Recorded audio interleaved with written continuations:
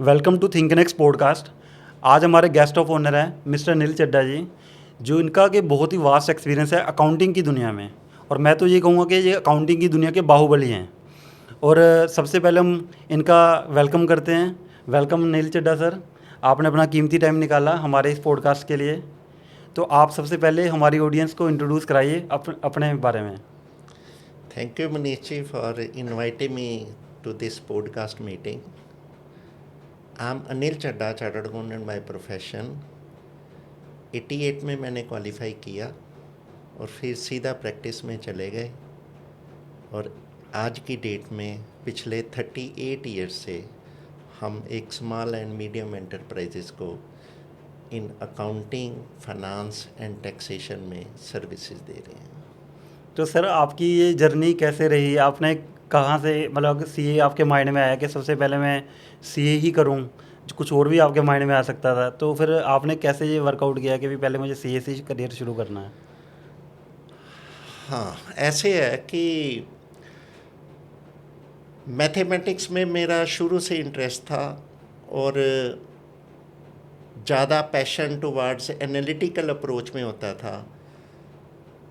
सोचा था कि वैसे तो हम बीकॉम के बाद 88 में लोगों को पता ही नहीं होता था भाई कौन सा प्रोफेशन ऑप्ट करना है, कौन सा नहीं करना। दोस्तों ने बोला सीए कर लो तो हम भी सीए में चले गए और ऐसे हमारी सीए में एंट्री हुई। 88 में हमने क्वालिफाई किया। शुरू से हमने पहले अकाउंटिंग में लोगों को सर्विसेज दी बिजनेस वर्ल्ड में और फिर धीरे धीरे ऑडिटिंग हमने ऑप्ट की। ऑडिटिंग से हम टैक्सेशन में चले गए, टैक्सेशन से हम एडवाइजरी में चले गए और आज की डेट में हम पिछले 38 ईयर से एक स्मॉल एंड मीडियम एंटरप्राइजेज़ को ये सर्विसेज दे रहे हैं अपने प्रोफेशन में। तो सर जैसे आपने भी अपने बारे में बताया हमारी ऑडियंस को कि आपका ये काफ़ी वास्ट एक्सपीरियंस है, मैंने ऑब्जर्व किया। तो अभी आप एट प्रेजेंट जो एमएसएमईज हैं या स्टार्टअप्स हैं या बिजनेस ओनर्स हैं, आप उनको क्या क्या सर्विसेज ऑफर कर रहे हो एज ए चार्टर्ड अकाउंटेंट? हमारा बड़ा डाइवर्सिफाइड फील्ड है with the period of time, क्योंकि इस समय हमारी सेकंड जनरेशन ने भी टेक ओवर कर लिया है एक्टिविटी को। ए टू जेड लेवल हम सर्विसेज दे रहे हैं, starting from incorporation of the company और कॉन्स्टिट्यूशन ऑफ एनी पार्टनरशिप और प्रोप्राइटरशिप। देन उसके बाद उनकी registration with the appropriate authorities like MSME में रजिस्ट्रेशन कराना, उसके बाद आपका जीएसटी में रजिस्ट्रेशन कराना, पैन नंबर लेना, टैन नंबर लेना, या बाकी depending upon the nature of organisation, जैसे फूड में कोई है तो उसकी एफएसएसआई की रजिस्ट्रेशन करवाना, या कोई कंपनी स्टार्टअप में जा रही है तो स्टार्टअप में रजिस्ट्रेशन करवाना। देन उनको फिर अकाउंटिंग की ज़रूरत पड़ती है तो we provide them the resources year end के ऊपर, या depending upon the requirement of the client हम उनकी internal auditing as well as statutory auditing at the year end करते हैं। देन फिर रिटर्न फाइलिंग करते हैं। देन कल को कोई टैक्सेशन में उनके यदि कोई इशू आते हैं तो सारे लिटिगेशन मैटर्स उनके साथ सेटल करते हैं। फिर उनको कभी फाइनेंसिस की ज़रूरत पड़ेगी तो हम बैंक के साथ जो भी उनकी डॉक्यूमेंटेशन है वो उनको पूरी करवाते हैं। यदि कोई उनको ज़रूरत है रिगार्डिंग बैंक में मीटिंग करने के लिए कोई टेक्निकल सपोर्ट चाहिए वो हम प्रोवाइड करवाते हैं। तो इसके बाद नॉर्मल रूटीन में कई बार होता है उनको एडवाइजरी मोड में उनको सर्विसेज चाहिए तो वो प्रोवाइड करवाते हैं। तो कुल मिला के आप कह सकते हो ए टू जेड हम स्मॉल एंड मीडियम एंटरप्राइजेज़ को। तो एज ए चार्टर्ड अकाउंटेंट हमारे और कई एरियाज़ हैं,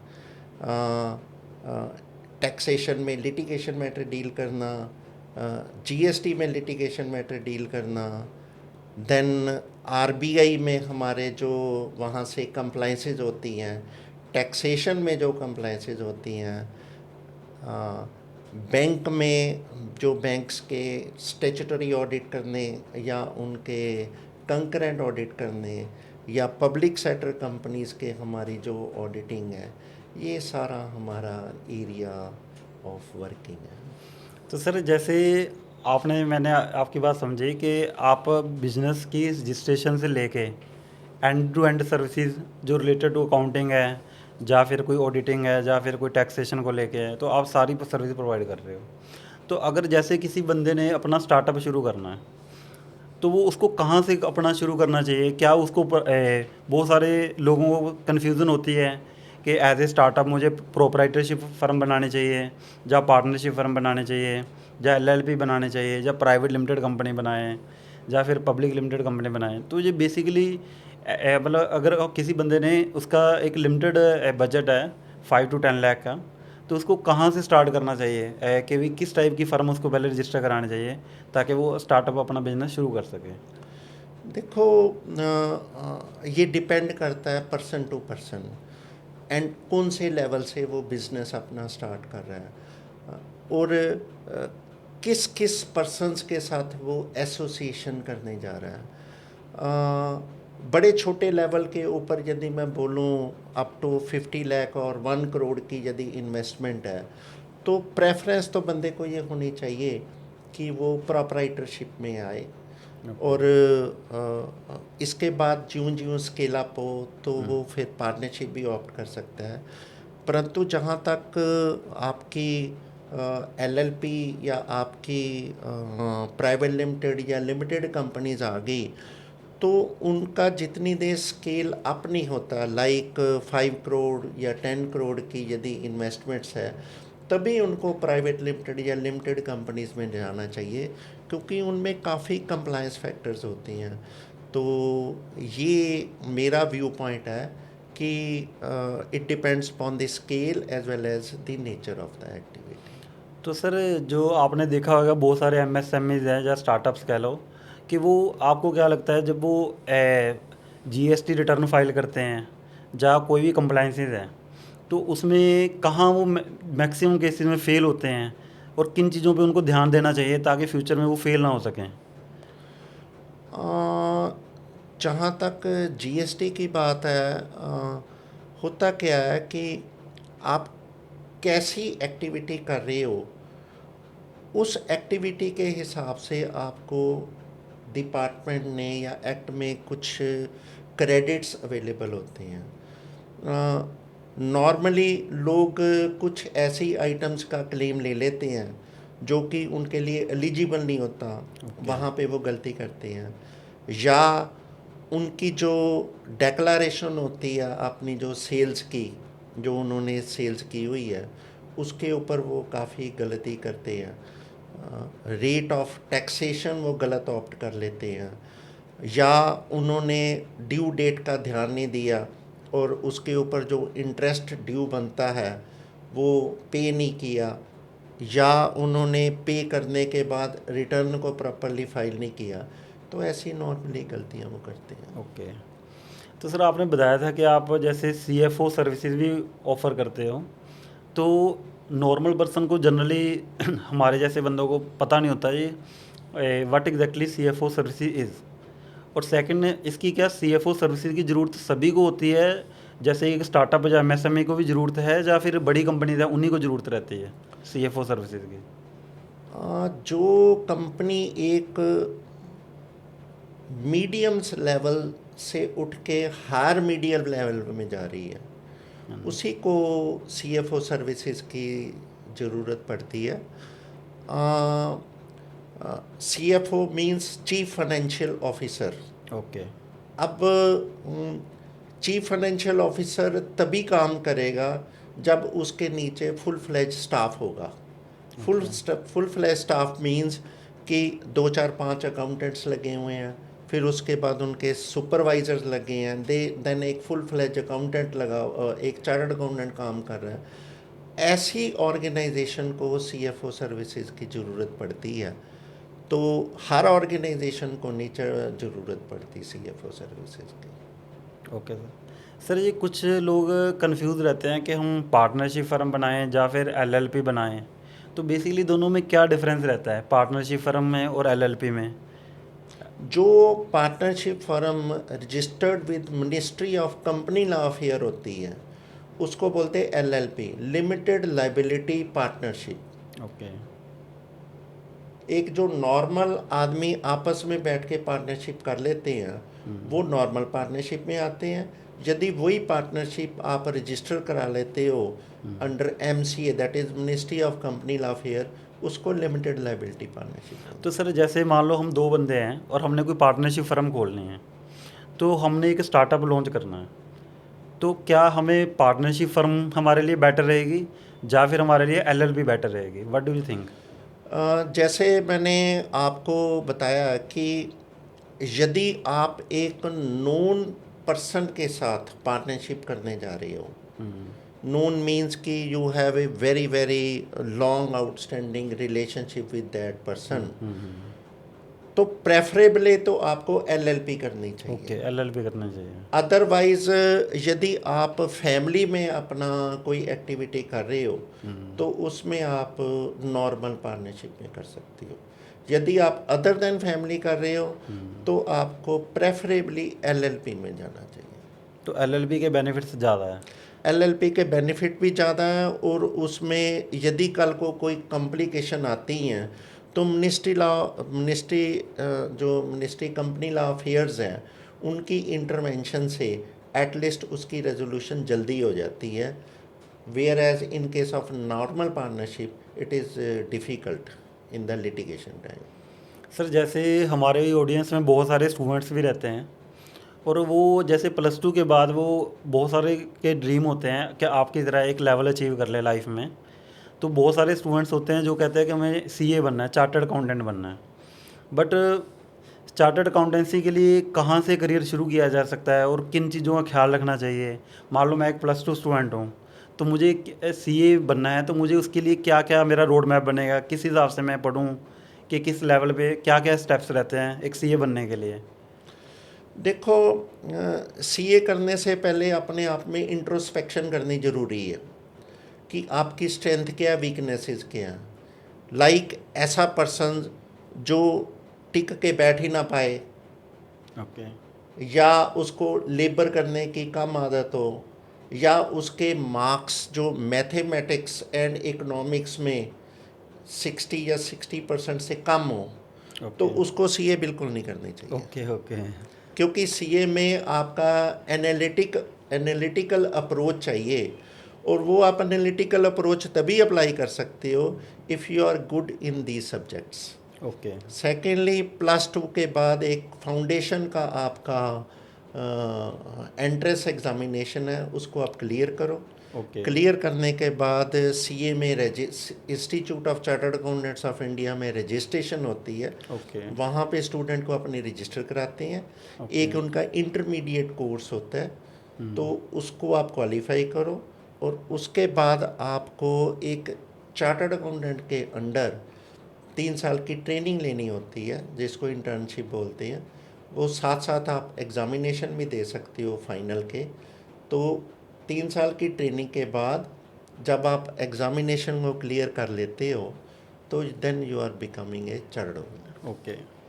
तो सर मान लो किसी ने अब चार्टर्ड अकाउंटेंसी क्लियर कर ली है, तो अब वो सीए भी बन गया है, तो आपके ने भी अपनी लाइफ में बहुत सारे चैलेंजेस देखे होंगे सीए बनने के बाद भी। तो आपको क्या लगता है कि भी जो जब कोई पर्सन सीए बन भी गया, तो आप क्या देखते हो कि पहले तो नॉर्मल जो सीएज होते हैं एज ए फ्रेशर उनको क्या क्या चैलेंजेस आते हैं, फिर वो उन चैलेंजेस को कैसे ओवरकम कर सकते हैं? तो आपने जो अपने एक्सपीरियंस से कैसे वो चैलेंजेस कम किए? देखो, है क्या कि कोई भी आपने प्रोफेशन को ऑप्ट करना है तो पहले तो आप में डेडिकेशन हो कि मैं इसमें अपनी सस्टेनेबिलिटी बनाऊंगा।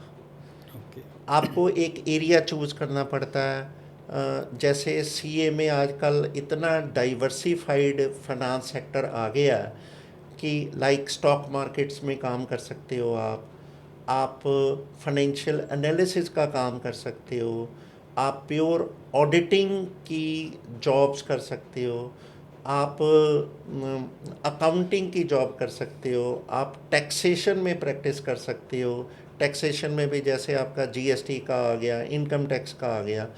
तो मैं तो ये कहूँगा कि जो पहले आपने एरिया ऑप्ट करना है वो पहले आप चूज़ करो कि मैं इस एरिया में काम करूँगा, और कम से कम आप तैयार रहो कि मैं 5 साल तक तो मेरे को अपनी एक सस्टेनेबिलिटी बनाने के लिए मेरे को स्ट्रगल करनी पड़ेगी। यदि आप इस चीज़ के लिए तैयार हो तो कहते भी आप जितनी मर्जी तरक्की कर लो इसमें। तो सीए में भी इतने वर्टिकल हैं, आम किसी को पता ही नहीं है। लोग सोचते हैं कि सीए में बस बाद में रिटर्न वगैरह का काम रहेगा और ऑडिटिंग का काम रहेगा, पर सीए में भी आपने बहुत सारे वर्टिकल बताया। तो ये भी एक अच्छी बात है, क्योंकि मुझे भी आज आपसे पता लगा कि सीए में भी आगे इतने ज़्यादा वर्टिकल होते हैं। तो सर जैसे मैंने देखा मार्केट में कि स्टूडेंट्स बीकॉम भी कर लेते हैं, एमकॉम भी कर लेते हैं, और कई मैंने देखा बहुत सारे ऐसे स्टूडेंट्स हैं जिन्होंने एमबीए फाइनेंस में भी करी हुई है। बट रियल टाइम में जब वो जॉब के लिए आते हैं एज ए फ्रेशर, तो मतलब इवन 90% मार्क्स भी उन्होंने ले रखे हैं, फिर भी उनकी जॉब नहीं लग पा रही है। तो आपको क्या लग रहा है कि ये जो स्टूडेंट्स हैं जो इतना पढ़ने के बावजूद, इतने इतने साल लगाने के बावजूद, फिर भी उनकी जॉब क्यों नहीं लग पा रही है? और सेकंड है कि अकाउंटिंग वर्ल्ड में उनकी एंट्री प्रॉपरली हो क्यों नहीं पा रही है? ऐसे है कि अकाउंटिंग के लिए पहले स्किल अपग्रेड करनी ज़रूरी है। ठीक है, आपने एकेडमिक क्वालिफ़िकेशन जो लेनी थी बीकॉम या एमकॉम वो आपने कर ली, परंतु जितनी देर आप प्रैक्टिकली काम को सीखोगे नहीं, वो सीखने के लिए आपके पास डिफरेंट ऑप्शन अवेलेबल हैं। किसी सीनियर अकाउंटेंट के पास जाके आप अपना काम सीख सकते हो, किसी चार्टर्ड अकाउंटेंट ऑर्गेनाइजेशन में जाके आप ट्रेनिंग ले सकते हो, या कोई और ऐसी इंस्टीट्यूट हैं जो कि अकाउंटिंग प्रैक्टिकली सिखाते हैं। तो पहले आपको स्किल को अपग्रेड करना पड़ेगा, then you can apply for the accounting job. जहाँ तक आप कह रहे हो कि जॉब नहीं मिलती, एक स्किल्ड अकाउंटेंट के लिए मल्टीपल जॉब्स अवेलेबल हैं। ओके। तो सर जैसे मान लो कोई बंदा जॉब कर रहा है अकाउंटिंग की दुनिया में, और वो पिछले 5 साल से, 10 साल से या 7 साल से जॉब तो कर रहा है। अब उसको मान लो उसकी कहीं सैचुरेशन आ रही है, मान लो 50,000 सैलरी पे जाके रुक रहा है। अब वो चाह रहा है कि मेरी सैलरी और बढ़े, ठीक है? तो आपको क्या लगता है कि फिर वो अपनी सैलरी बढ़ाने के लिए और क्या ऐसी प्रैक्टिसेस यूज़ करे, अपने लाइफ में कोई चीज़ें ऐसी इंड्यूस करे कि भी उसकी सैलरी और ज़्यादा बढ़े, या अगर कोई वो अकाउंटिंग की कोई सर्विसेज दे रहा है उसमें उसको कोई बिजनेस में बेनिफिट मिले? ऐसे जैसे मैंने आपको एक्सप्लेन किया, स्किल तो अपग्रेड करनी पड़ेगी। ओके। वो दो तरीके से हो सकती है, या तो आप अपनी पहले क्वालिफ़िकेशन को बढ़ाओ, ओके। या आप अपने स्किल लेवल को अपग्रेड करो। बिजनेस ने तो ये देखना है कि मेरे पास इकोनॉमीज़ क्या आ रही हैं। यदि एक पर्सन को अकाउंटेंट यदि 25,000 रुपये मिल रहा है, तो जो आदमी उनसे 5 साल में काम कर रहा है वो 25 के बजाय 30 दे देगा, 35 दे देगा। परंतु यदि आपके पास मल्टीपल स्किल्स होंगी, जैसे डिफरेंट लॉ अवेलेबल होते हैं बिजनेस के ऊपर, तो वो लॉ की कंप्लायंस करनी यदि एक अकाउंटेंट को सारी आ जाती है तो अपने आप ही उसकी सैलरी बढ़ जाएगी। सिमिलरली कई मार्केट में कोर्सेज चले हुए हैं, आप अपनी क्वालिफ़िकेशन को इंक्रीज़ करो, सो दैट कि जो एक बिज़नेस एंटरप्रेन्योर ने उन सर्विसेज को आउटसोर्स किया हुआ है दूसरी ऑर्गेनाइजेशन या प्रोफेशनल ऑर्गेनाइजेशन को, वो अपने अकाउंटेंट से ले लेगा। तो ऐसे वो अपनी जो एमोलमेंट्स या सैलरी है उसको इंक्रीज़ के लिए वो एक्सपेक्ट कर सकते हैं।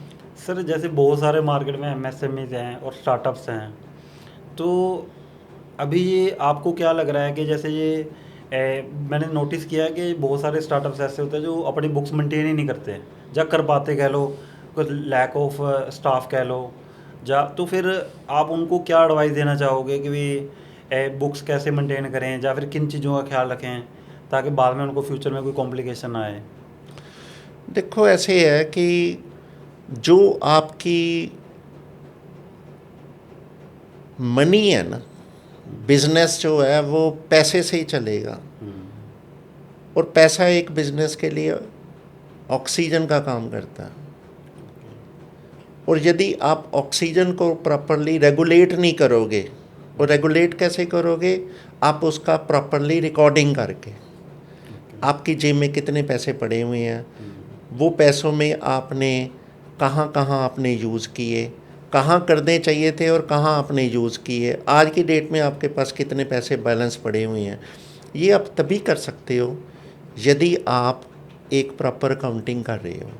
आपने बिजनेस एक्टिविटी कर रहे हो, आपने 10 आदमियों को अपना मटेरियल सेल किया हुआ है, 5 आदमियों से आपने अपने मटेरियल को परचेज़ किया हुआ है, किसी को आपने पैसे देने हैं, कुछ को पैसे लेने हैं। तो यदि आपकी प्रॉपरली अकाउंटिंग नहीं होगी तो आप एक अपनी बिजनेस की जो फाइनेंस की हेल्थ को प्रॉपरली मेंटेन नहीं कर सकते। इसके अलावा इनकम टैक्स एक्ट में एक रिक्वायरमेंट है कि आपको बुक्स ऑफ अकाउंट्स तो बनानी ही पड़ेगी for the purpose of running the activity. Okay sir, ये जो आजकल के स्टूडेंट्स हैं, जैसे आप अकाउंटिंग फील्ड में आपका काफ़ी वास्ट एक्सपीरियंस है, तो ये जो स्टूडेंट्स हैं इनको अकाउंटिंग में अगर एक्सेल करना है तो आपको क्या लगता है कि कौन सी ऐसी स्किल्स हैं जिसके ऊपर उनको सबसे ज़्यादा फोकस करना चाहिए? अगर वो इंडियन क्लाइंट्स के लिए काम कर रहे हैं, या फिर वो फॉरेन क्लाइंट्स के लिए काम कर रहे हैं, जाके कोई इंडियन कंपनी के लिए काम कर रहे हैं, या वो कोई ऐसी अकाउंटिंग कंपनी के लिए काम कर रहे हैं जो फॉरेन के क्लाइंट्स को आगे सर्विसेज देती है। तो मतलब आपको क्या लग रहा है ऐसी कौन सी स्किल्स होनी चाहिए, चाहे वो वर्किंग प्रोफेशनल अकाउंटिंग में या फिर कोई स्टूडेंट ही क्यों ना हो? देखो, आप over a period of time अब मैक्सिमम अकाउंटिंग जो है कंप्यूटराइजेशन हो गई है। ओके। तो कंप्यूटराइज अकाउंटिंग चल रही है आजकल। तो कंप्यूटराइजेशन में आपको जो डिफरेंट मार्केट में अकाउंटिंग सॉफ्टवेयर चल रही हैं, ओके। वो सॉफ्टवेयर तो आपको सीखने पड़ेंगे चलाने के लिए। कैसे उन सॉफ्टवेयर से आपने रिजल्ट इमीडिएटली निकाल के देना है अपने एम्प्लॉयर के लिए। यदि आपको पूरी सॉफ्टवेयर के बारे में नॉलेज होगी तभी आप इमीडिएटली जो भी उसकी एम्प्लॉयर की रिक्वायरमेंट है उसको आप फुलफ़िल कर सकते हो। इस समय मार्केट में जैसे बीजीबी चल रहा है, टैली चल रहा है, क्विक बुक्स चल रहा है, depending upon need of the customer. और जैसे आपका मार्ग का है, जैसे मार्ग का आप देखोगे मैक्सिमम फार्मास्यूटिकल कंपनीज यूज़ कर रही हैं, ओके। ट्रेडिंग कंपनीज यूज़ कर रही हैं मार्ग का। सिमिलरली एक टैली है, टैली तो मैक्सिमम ऑर्गेनाइजेशन इंडिया में यूज़ कर रही हैं। यदि आप बाहर के कंट्रीज़ लेके चलो तो वहाँ पे क्विक बुक्स यूज़ कर रही हैं। तो ये डिफरेंट सॉफ्टवेयर्स हैं जिसके ऊपर आपको अपना स्किल लेवल जो है एनहांस करना पड़ेगा। तो मेरे हिसाब से ये मोस्ट ऑफ द स्टूडेंट्स को जो इंडिया में हैं इनको वो क्विक बुक्स की नॉलेज नहीं होती है फॉरेन अकाउंटिंग के लिए। तो क्या ये आपके हिसाब से ये कॉलेजेस में होना चाहिए, यूनिवर्सिटीज़ में होना चाहिए, मतलब as part of their curriculum? देखो, हमारा ये तो एजुकेशन सिस्टम तो सरकार ने डिसाइड करना है, परंतु प्रेजेंटली जो ऐसा एजुकेशन सिस्टम है जिसमें प्रैक्टिकल नॉलेज इतनी ज़्यादा दी नहीं जाती बच्चों को, इसके लिए उनको सेपरेटली कोर्स ऑप्ट करने पड़ते हैं। वो जब कोर्सेज कर लेते हैं तभी उनकी स्किल इंक्रीज़ होगी। हमारे जो बीकॉम या एमकॉम में ऐसे इस समय कोई प्रेजेंट इतने कोर्सेज नहीं है जिसमें वो डिफरेंट सॉफ्टवेयर्स के ऊपर बच्चों को नॉलेज दें। सर, आप मुझे अपने कोई ऐसे क्लाइंट का एक एक्सपीरियंस बताइए कि जिसके साथ आपने काम किया हो, पहले वो अपने बिजनेस में बहुत ज़्यादा फाइनेंस में स्ट्रगल कर रहा हो और बाद में उसने आपकी सर्विसेज ली और उसके बाद उसको बिजनेस में काफ़ी वो स्ट्रगल से बाहर भी आ गया और उसको बेनिफिट भी मिला इस चीज़ का, कि आपके साथ एसोसिएट होने का। आपको मुझे एक केस स्टडी बताइए ऐसे। हमारा एक क्लाइंट था जो कि उसने काम तो 2008-2009 में शुरू किया था। पहले तो हमारे से सिर्फ अकाउंटिंग का ही काम वो लेते थे, ओके। बाकी सर्विसेज उन्होंने बाकी प्रोफेशनल्स को आउटसोर्स की हुई थी। ओके। तो 2009 में उन्होंने काम शुरू किया और 2012-13 में वो काफ़ी फाइनेंशियल स्ट्रगल करने लग गए। तो एक बार वैसे ही उनके साथ मीटिंग हुई रिगार्डिंग प्रोफेशनल फ्रंट के ऊपर। तो हमने कुछ उनको सजेशंस दिए तो उन्होंने सजेशंस को इम्प्लीमेंट किया, तो उनको काफ़ी अच्छे रिजल्ट आए। तो फिर उन्होंने हमें ना एज ए फाइनेंशियल एडवाइज़र का हमारे को उन्होंने असाइनमेंट दी। जब हमने वो असाइनमेंट ली तो कंपनी काफ़ी प्रॉब्लम में चल रही थी। इनफैक्ट हुआ क्या था कि उन्होंने अपनी जो वर्किंग कैपिटल जो बैंक ने उनको दी हुई थी उसमें से उन्होंने पैसे निकाल के अपनी मशीनों और बाकी एक्सपेंशन वगैरह लगा लिए। वो इसलिए लगाए क्योंकि उनको पीछे से ऑर्डर मिल गए थे, अच्छे ऑर्डर मिले थे, एक्सपेंशन में वो चले गए, काम भी शुरू कर दिया। परंतु काम चलाने के लिए वर्किंग कैपिटल के लिए पैसे तो चाहिए। मशीनें लगा ली, वर्किंग कैपिटल के लिए उनके पास पैसे नहीं थे। तो एक तो पहले उनको वो फैसिलिटेट करवा के दिया, फिर उनका हम मंथली बेसिस के ऊपर मॉनिटरिंग करते थे कि क्या वो प्रॉपरली जितना उनको पैसा चाहिए वो अपना मेंटेन कर रहे अपने साइकिल में कि नहीं कर रहे, by regulating the receivable from the customers as well as paying to the creditors. इसके बाद हमने इम्प्लीमेंटेशन उनकी बजट्स वगैरह के साथ की। हर महीने उनके बजट बनते थे, बुक्स के साथ उसकी वेरिएंसेस निकालते थे भी जो उन्होंने प्लानिंग किया क्या वो एक्चुअल में एग्जीक्यूशन किया कि नहीं की। तो उससे हो गया क्या कि उनकी एक कैश फ्लो तो मेंटेन शुरू हो गया, परंतु कंपनी में अभी इतनी प्रॉफिटेबिलिटी नहीं आ रही थी।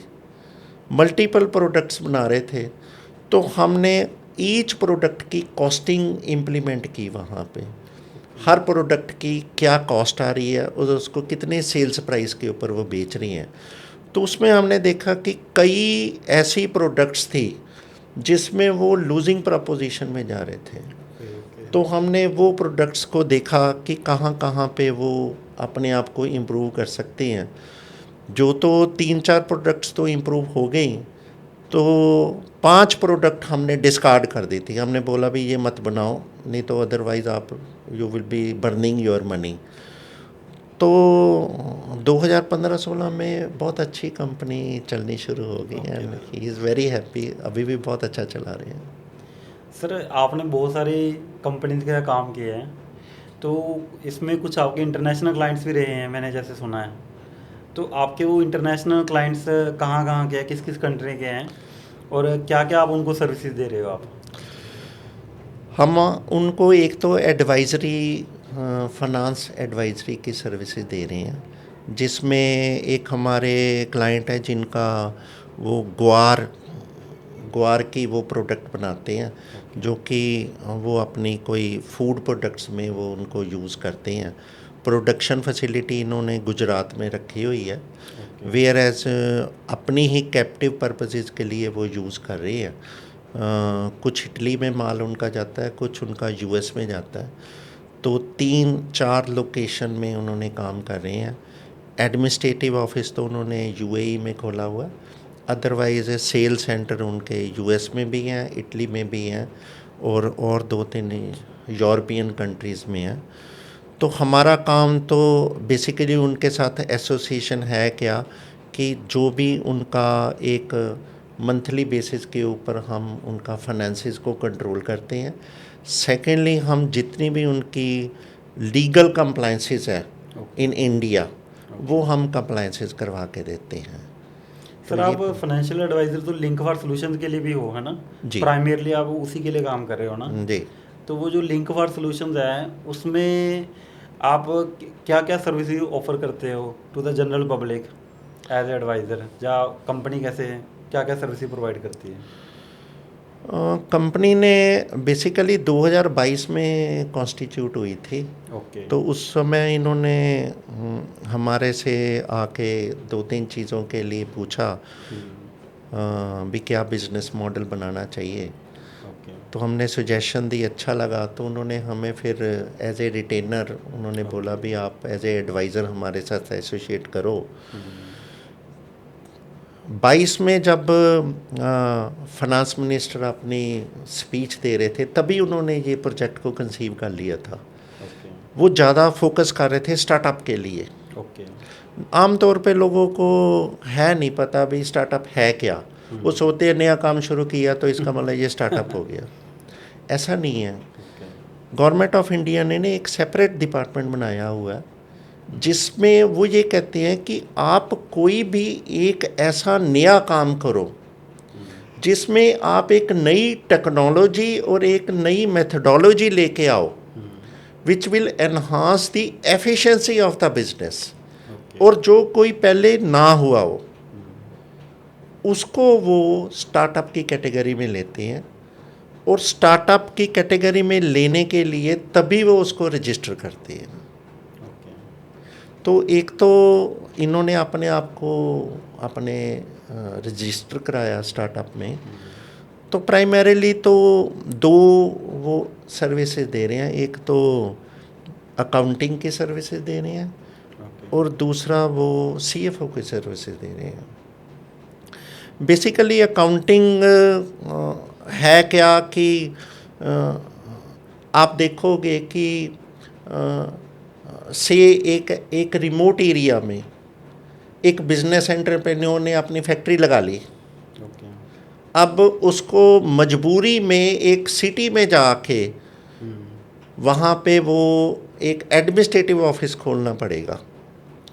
क्यों? क्योंकि उसको वो quality of man power in accounting मिलेगी नहीं रिमोट एरिया में जो कि उसको सिटी में मिलेगी। सिमिलरली ऐसे कुछ बच्चे आते हैं जो कि रिमोट एरिया में रहते हैं, स्किल लेवल बहुत अच्छी है, घर वाले उनको बोलते हैं कि हम तो आपको जाने नहीं देंगे शहर में, उनके पास कोई अपॉर्चुनिटी नहीं होती। तो इन चीज़ों को देखते हुए ना इन्होंने एक ऐसा मॉडल तैयार किया विच इज़ एक्सेलेंट मॉडल, और डिपार्टमेंट जो गवर्नमेंट का है उन्होंने इमीडिएटली इसको ऑप्ट किया एंड रजिस्टर कर लिया। ये क्या कर रहे हैं कि आपकी जो डॉक्यूमेंटेशन और अकाउंटिंग, मैं दोबारा से रिपीट कर रहा हूँ, डॉक्यूमेंटेशन और अकाउंटिंग को एक पोर्टल पे डाल दिया। अमूमन आप देखोगे लोग ऑनलाइन अकाउंटिंग करते हैं। अब ऑनलाइन का वर्ड लोग यूज़ करते हैं, वैसे ही बड़ा बदनाम है जी, ये तो फ्रॉड होता है। परंतु ऑनलाइन अकाउंटिंग में आप सिर्फ अकाउंटिंग करते हो, परंतु आपको इंडिया में ऐसी कोई कंपनी नहीं मिलेगी जो सिंगल पोर्टल पे आपका डॉक्यूमेंटेशन और अकाउंटिंग दोनों चीज़ें एक क्लाइंट के लिए अवेलेबल है। और दूसरी तरफ उन्होंने उन बच्चों को अपॉर्चुनिटीज़ दे दी हैं जो रिमोट एरिया में रह रहे हैं, जिनका स्किल लेवल अच्छा है, वो घर बैठे वो अकाउंटिंग का काम कर रही हैं, वो पर्सन के लिए जिनको वो जानते भी नहीं हैं। तो उन्होंने दोनों चीज़ों को कनेक्ट कर दिया। अब नॉर्मल आप देखोगे कि एक अकाउंटिंग जो आप अकाउंटेंट को रख लेते हो तो वो अकाउंट्स बना देता है, और एंटरप्रेन्योर जो है ईयर एंड के ऊपर या क्वार्टर के बाद या 6 month depending upon their business model वो सीए के पास जाता है, चेक करवाता है। यहाँ पे इन्होंने 3 लेयर सिस्टम ऑफ चेकिंग लगाया हुआ है। अकाउंटेंट अपना काम करता है, फिर सुपरवाइज़र उसको वेरीफाई करता है भी ये सारे उसने ट्रांजैक्शन सही एंटर किए हैं कि नहीं किए, एंड फाइनली चार्टर्ड अकाउंटेंट उसको ऑथेंटिकेट करके फिर वो क्लाइंट को बताते हैं जी आपका काम पूरा हो गया।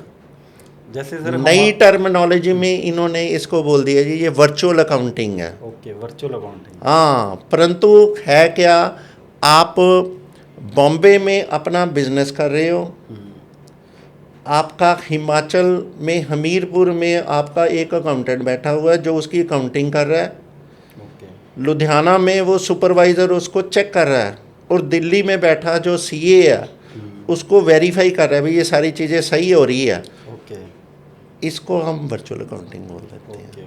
है क्या कि तो आपने अपने अकाउंट डिपार्टमेंट को एक पोर्टल के ऊपर डाल दिया। सही बात है। तो इससे पता लग रहा है कि भी कैसे रैपिडली दुनिया चेंज हो रही है, कि नॉर्मल अकाउंटिंग से दुनिया वर्चुअल अकाउंटिंग की तरफ जा रही है। करेक्ट। हाँ। अब दूसरी उन्होंने जो सर्विसेज दी है वो दी है CFO services, chief financial officer.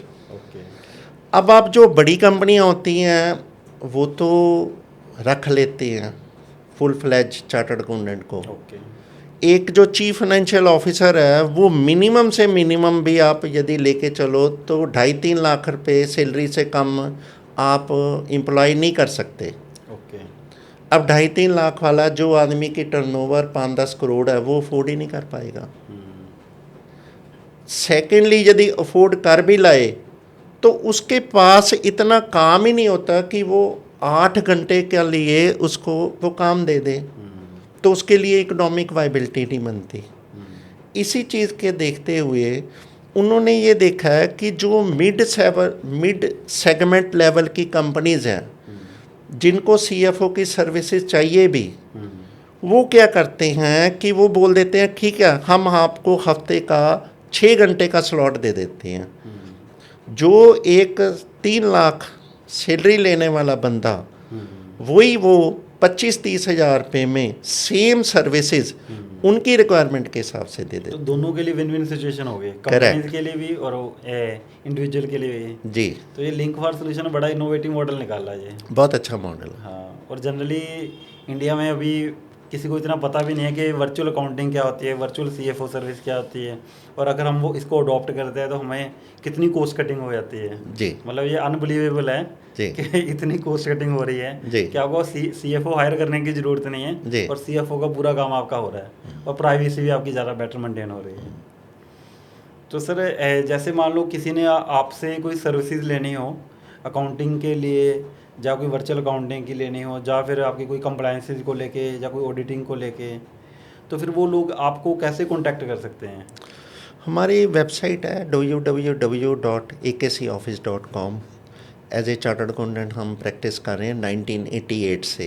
Okay, तो वहाँ पे जाके वो they can contact us. Okay, thank you sir. आपने अपना प्रीशियस टाइम हमारे इस पॉडकास्ट के लिए निकाला और हमारी ऑडियंस को काफ़ी वैल्यूएबल इन्फॉर्मेशन दी। और एंड में मैं आपसे ये कहना चाहूँगा कि अगर आपके माइंड में कोई ऐसी बात है कि जो आप हमारी ऑडियंस से शेयर कर सकते हो, कोई ऐसी टिप या कोई मैसेज, तो आप काइंडली शेयर करिए। Thank you very much for inviting me. It's a matter of pride कि आपने हमें बुलाया इस प्रोग्राम के ऊपर। लास्ट में तो मैं अपने ऑडियंसेस को एक ही बात बोलूँगा कि यदि आपने अपने बिजनेस की एफिशिएंसी को बढ़ाना है और जो आपके रेगुलेटरी नॉर्म्स हैं अंडर द डिफरेंट लॉ उसकी कंप्लायंस करनी है, तो आप अपनी अकाउंटिंग और फाइनेंशियल मैटर्स को इन ऑर्डर रखिए। Thank you.